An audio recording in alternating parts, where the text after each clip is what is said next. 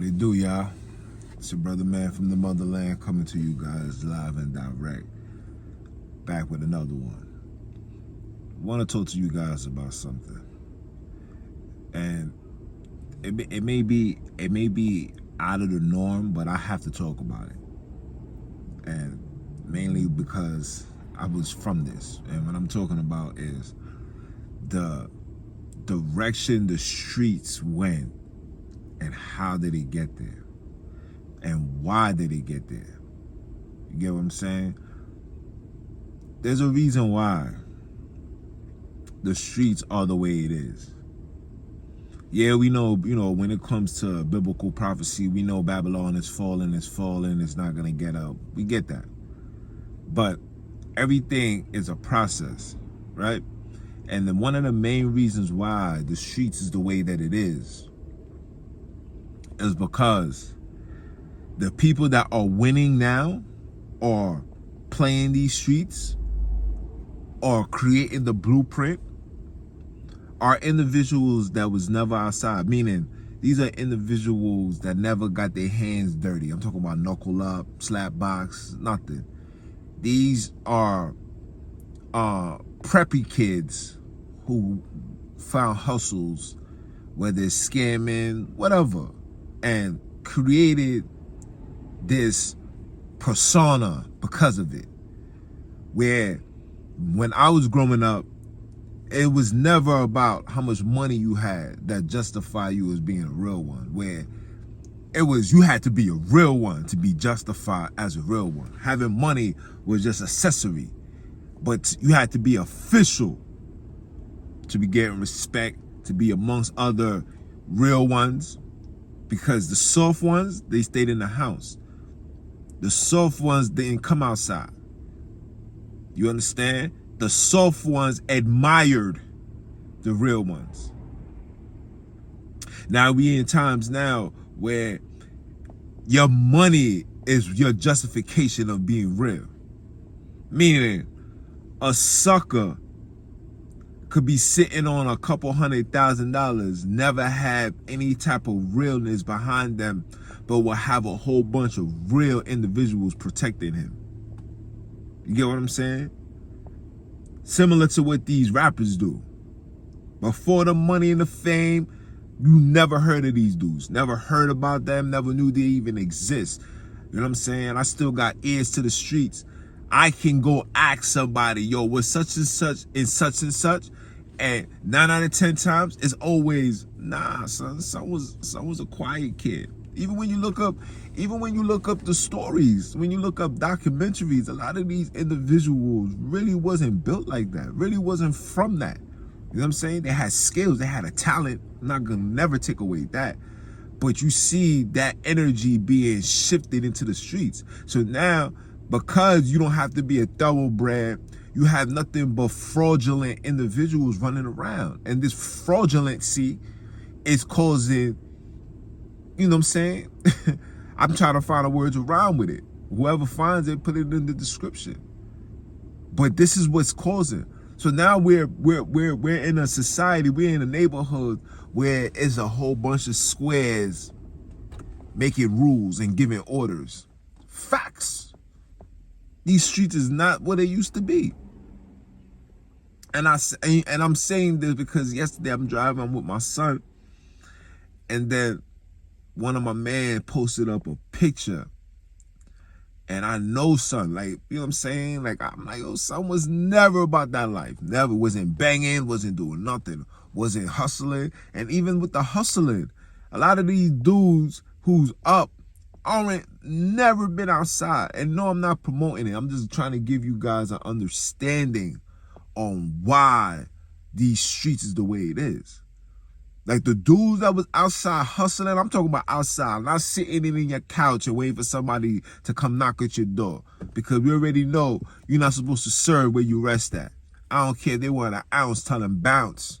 You know what I'm saying? That's a fact. So I'm not talking about that. I'm talking about those that was literally in the trappy. Those that was literally, bought a different location just for that. Just for that. Do you understand? And everybody that I know that comes from that, you know what I'm saying, and still alive and not in jail, still carry that thorough personality, that them thorough principles. Like it's hard for individuals that come from where I come from to take orders from people that you know mentally, physically, spiritually are beneath you. But because they are in a different financial bracket, they feel like that's their justification to tell you anything. Like, fam, think about this. If you didn't have no money, you would never have a conversation with a real one. You wouldn't even be able to have a presentation. Like, what are you going to stand on?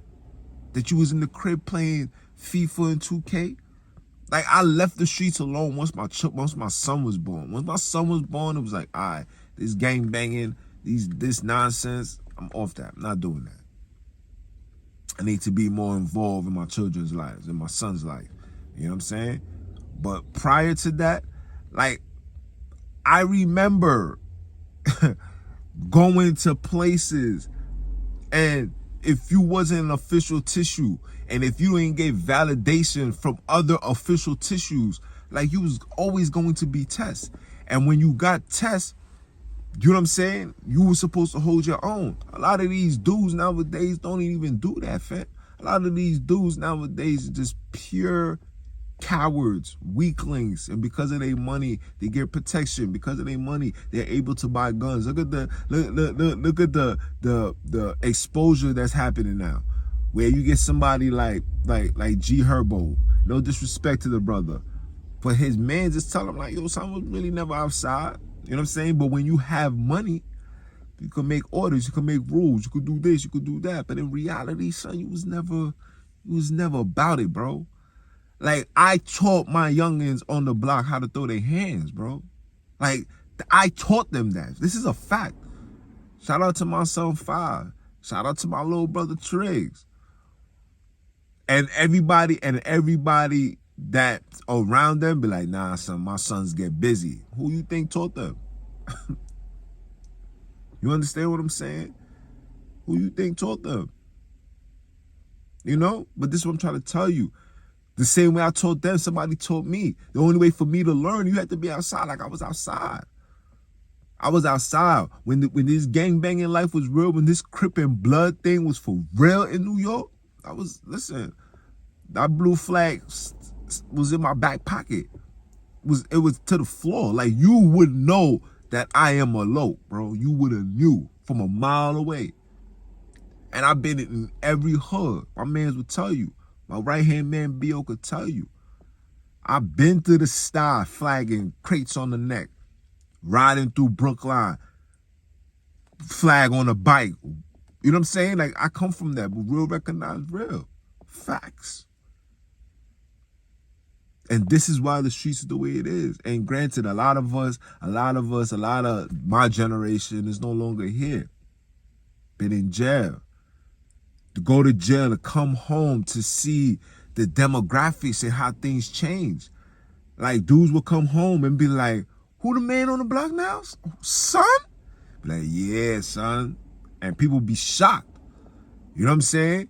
And even with that, it's hard for individuals to be in submission to that. Pause.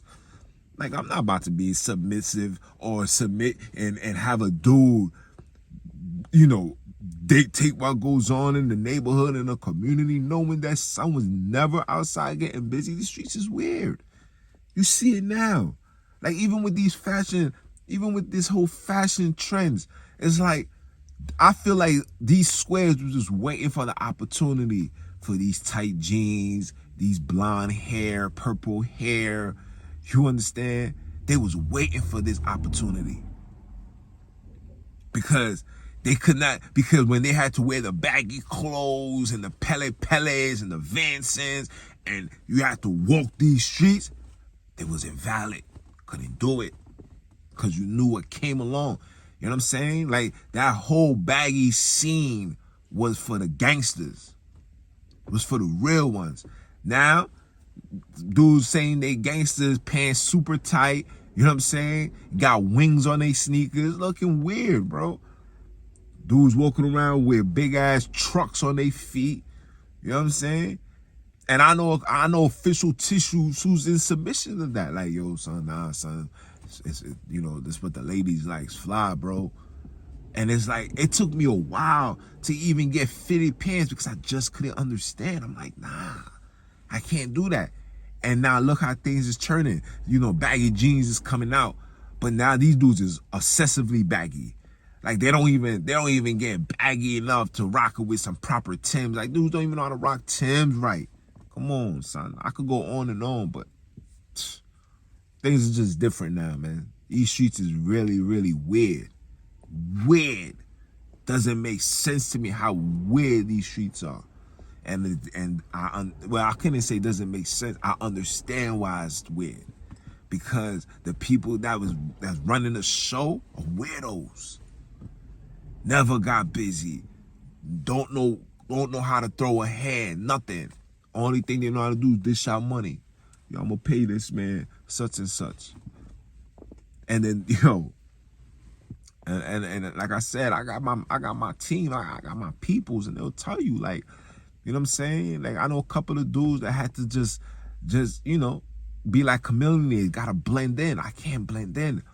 You know what I'm saying? That's why I was never in the fold. A lot of dudes be like, yo, your bro was this, doing this and that. And I just couldn't get down because the people that was around me, and this is just for me, I didn't feel like they was thorough enough. I didn't feel like, yo, bro, I'm not risking my life for weirdos, bro. Because God forbid something happen and we get in a jam, y'all probably gonna be telling. You see the 6ix9ines? A lot of 6ix9ines running around, especially here in New York, bro.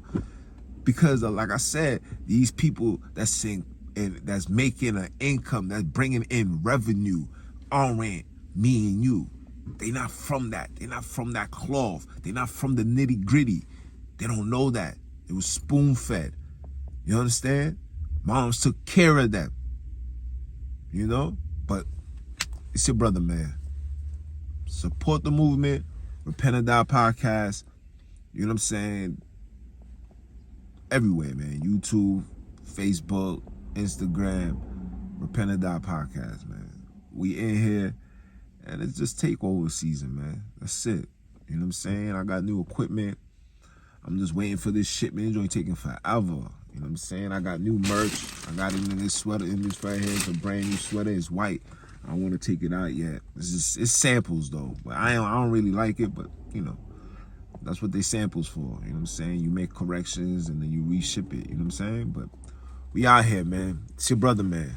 I'm gonna holler at y'all.